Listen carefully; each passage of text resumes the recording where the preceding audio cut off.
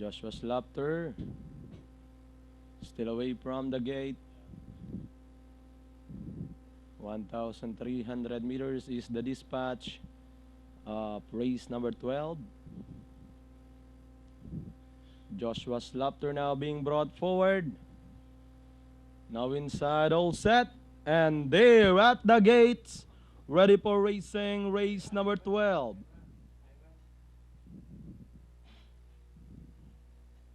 Anytime now at 1,300 meters dispatch.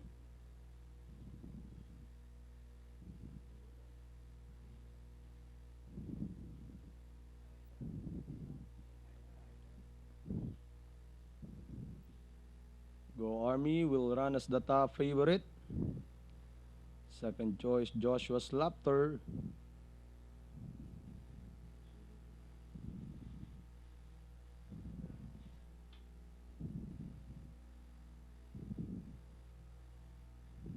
Stand by now.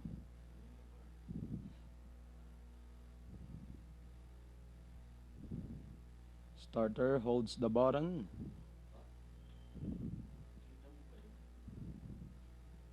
Gates open, they're up and racing. Okoboy running by the rail. Joshua Slapter is already outside. Lovely beat in between runners.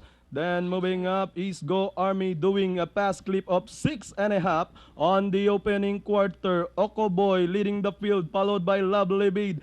Top favorite, Go Armies by the rail. Then comes Gray Angel. Moving a party outside is Joshua Slapter. Heading towards the last 800, it's still Okoboy by about 3 lengths now. Followed by Lovely Bead. Go Armies by the rail doing a pass clip of 22 on the second quarter with Okoboy this time by about 5 lengths. Go Armies running by the rail, moving a party outside Joshua Slapter. Lovely Bead drops back in fourth as they swing to the last 450.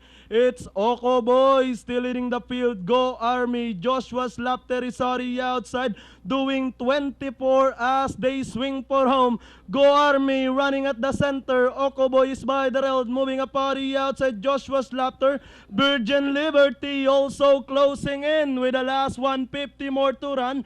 Go Army followed by Joshua Slapter. Virgin Liberty is by the rail. And at the finish line, it's going to be Go Army over Virgin Liberty. Joshua Slapter doing 120 for a total time of 1,300 meters distance.